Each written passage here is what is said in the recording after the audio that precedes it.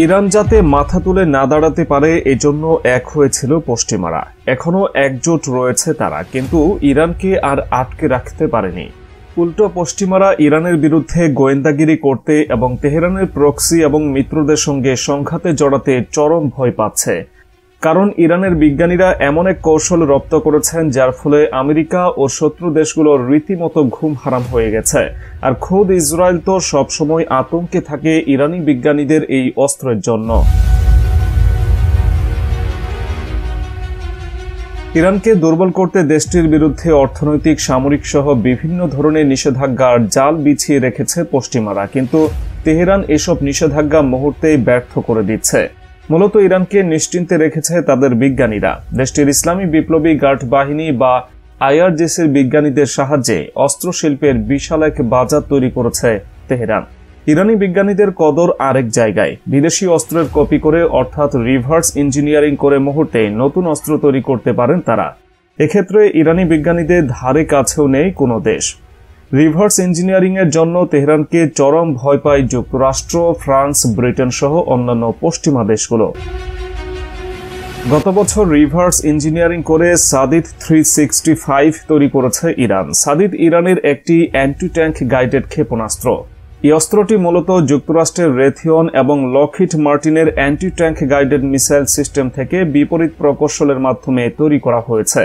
প্রশ্ন হলো, মার্কিন অস্ত্র ইরান হাতে পেল কিভাবে? মূলত রাশিয়ার প্রেসিডেন্ট ভ্লাদিমির পুতিন বন্ধু ইরানের হাতে এসব অস্ত্র তুলে দিয়েছেন বলে অভিযোগ রয়েছে, যা রুশ সেনারা ইউক্রেন যুদ্ধক্ষেত্র থেকে আটক করেছিল।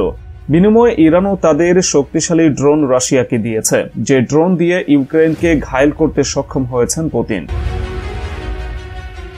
ইউক্রেনকে ইসরায়েল অস্ত্র দিতে চেয়েও এই ভয়ে শেষ পর্যন্ত আর অস্ত্র দেয়নি ইসরায়েল সরকার। ইহুদি প্রধানমন্ত্রী নেতানিয়াহু উদ্বেগের সাথে বলেন, ইউক্রেনকে অস্ত্র দিলে তা রাশিয়ার হাত ঘুরে ইরানের হাতে পৌঁছে যাবে, যা ইসরায়েলের সামরিক বাহিনীর জন্য মারাত্মক হুমকি সৃষ্টি করবে। কিন্তু দেখা গেল ইসরায়েলের অস্ত্র না পেলেও তাদের অভিভাবক আমেরিকার অস্ত্র ঠিকই কপি করে ফেলেছে ইরান। রিভার্স ইঞ্জিনিয়ারিং এর মাধ্যমে তৈরি করা ইরানের সাদিত 365 নামক ক্ষেপণাস্ত্রটি 8 কিলোমিটার পর্যন্ত দূরত্বে অবস্থানরত বিভিন্ন ধরনের ট্যাঙ্ক ধ্বংস করতে সক্ষম। এই গাইডেড ক্ষেপণাস্ত্র অত্যন্ত নিখুঁতভাবে লক্ষ্যবস্তুতে আঘাত হানতে এবং ট্যাঙ্ক সুরক্ষা ব্যবস্থা বা একেএস ভেদ করতে পারে। রিভার্স ইঞ্জিনিয়ারিং এর মাধ্যমে ইরানের স্থানীয়ভাবে তৈরি করা সফল অস্ত্রের মধ্যে রয়েছে তুফান অ্যান্টি ট্যাঙ্ক গাইডেড ক্ষেপণাস্ত্র। এটি যুক্তরাষ্ট্রে তৈরি BGM-71 TOW anti tank guided ক্ষেপণাস্ত্র থেকে তৈরি করা হয়েছিল। Centre for a news American সিকিউরিটির বিশেষজ্ঞ জোনাথন লর্ড CNN-কে দেওয়া এক সাক্ষাৎকারে বলেছেন, ইরান অত্যন্ত সফলভাবে অ্যান্টি ট্যাঙ্ক গাইডেড ক্ষেপণাস্ত্রের বিপরীত ইঞ্জিনিয়ারিং করেছে এবং তুফান তৈরি করেছে, যা প্রায় আসল অস্ত্রের মতো। ইরানের তুফান অ্যান্টি ট্যাঙ্ক গাইডেড ক্ষেপণাস্ত্রটি এখন তেহরানের মিত্র গোষ্ঠীগুলোকে সরবরাহ করা হয়েছে, যা ইসরায়েল এবং পশ্চিমাদের আতঙ্কিত হওয়ার আরেকটি কারণ। এর আগে 2011 সালে ইরানের সামরিক বাহিনী মার্কিন ড্রোন RQ সেন্টিনেল 170 আটক করতে সক্ষম হয়েছিল। এরপর রিভার্স ইঞ্জিনিয়ারিং এর মাধ্যমে দেশটি সেন্টিনেলের একটি নতুন কপি তৈরি করে, যা 2018 সালে ইসরায়েলি আকাশসীমা অতিক্রম করেছিল। ইরানের শাহেদের ড্রোনগুলোর সঙ্গে সেন্টিনেলের সাদৃশ্য খুঁজে পাওয়া গেছে। এই অবস্থায় পশ্চিমারা ইরানের বিরুদ্ধে গোয়েন্দাগিরি করতে এবং তেহরানের প্রক্সি এবং মিত্রদের সঙ্গে সংঘাতে জড়াতে চরম ভয় পাচ্ছে। কারণ ইরানের হাতে পশ্চিমাদের তৈরি অত্যাধুনিক অস্ত্র চলে গেলেই তারা রিভার্স ইঞ্জিনিয়ারিং এর মাধ্যমে এর চেয়ে ভয়ঙ্কর অস্ত্র তৈরি করে পশ্চিমাদের বিরুদ্ধেই ব্যবহার করবে।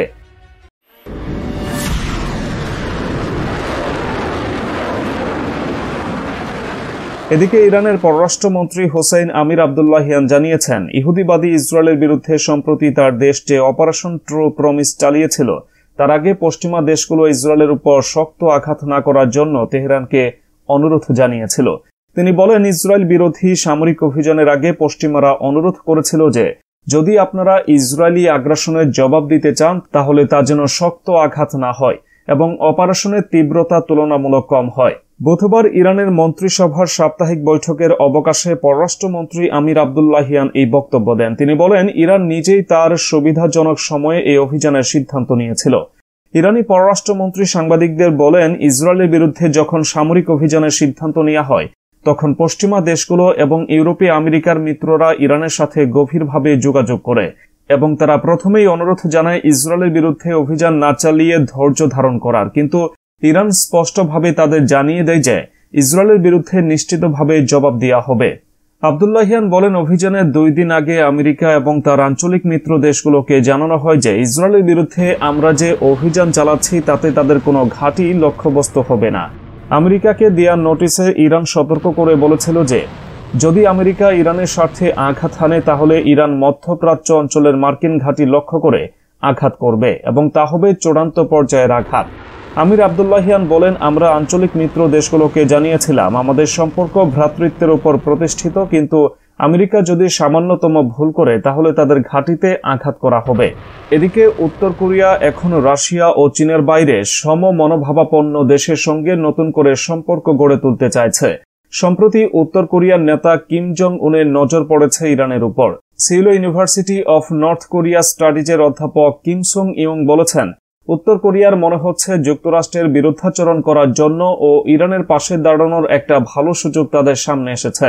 অধ্যাপক কিম সং ইয়ং আরও বলেন, উত্তর কোরিয়া মনে করছে তেহরানের কাছে অস্ত্র ও সামরিক প্রযুক্তি বিক্রি করার একটা সুযোগ তাদের সামনে এসেছে। উত্তর কোরিয়া ও ইরানের বিরুদ্ধে নিষেধাজ্ঞা জারি আছে, এর মধ্যেই কিছুটা আর্থিক সুবিধা পেতে চাচ্ছে উত্তর কোরিয়া। গত এপ্রিলে তেহরানে একটি উচ্চ পর্যায়ের বাণিজ্য ও আর্থিক প্রতিনিধি দল পাঠিয়েছিল উত্তর কোরিয়া। 2019 সালের পর ইরানে এই ধরনের প্রতিনিধি দল পাঠালো তারা। তবে প্রতিনিধি দলের সঙ্গে কি কথা হয়েছে, কোনো সমঝোতা হয়েছে কিনা তা নিয়ে দুই দেশই মুখ বন্ধ রেখেছে। তবে সামরিক প্রযুক্তি, পরমাণু অস্ত্র ও ব্যালিস্টিক ক্ষেপণাস্ত্র নিয়ে কথা হয়েছে বলে জল্পনা চলছে। উত্তর কোরিয়া এখন রাশিয়া, চীন, সিরিয়া ও বেলারুশের পাশাপাশি ইরানের সঙ্গে সম্পর্ক ঘনিষ্ঠ করতে চাচ্ছে। পাশাপাশি তারা একের পর এক দেশে তাদের দূতাবাস বন্ধ করছে। তারা এখন সেসব দেশকে গুরুত্ব দিচ্ছে যারা সামরিক ও আর্থিক দিক দিয়ে তাদের সাহায্য করবে। অধ্যাপক ড্যানিয়েল পিংস্টন মনে করেন, ইরান ও উত্তর কোরিয়া আরও ঘনিষ্ঠ হবে। তারা একে অন্যকে রাজনৈতিক ও কূটনৈতিক সাহায্য করবে। অতীতে ইরানকে পরমাণু প্রযুক্তি দিয়েছে উত্তর কোরিয়া, যার ফলে ইসরায়েল ক্ষুব্ধ হয়েছে। এখন উত্তর কোরিয়া নিজেরা যেসব অস্ত্র তৈরি করেছে তা ইরানকে দিতে পারে। পরমাণু পরীক্ষা থেকে পাওয়া তথ্য তারা ইরানকে দিতে পারে। এমনকি তারা মহাকাশ প্রযুক্তিও দিতে পারে ইরানকে। দুই দেশই ড্রোন প্রযুক্তি নিয়ে উৎসাহী। তারা যুদ্ধক্ষেত্রে ড্রোনকে আরও কার্যকর অস্ত্র হিসেবে গড়ে তুলতে চায়। এছাড়া ইরান থেকে তেল পাওয়াটাও উত্তর কোরিয়ার কাছে খুব জরুরি। রাশিয়ার মাধ্যমে এই তেল উত্তর কোরিয়ার কাছে পৌঁছে দেওয়ার চেষ্টা করতে পারে ইরান।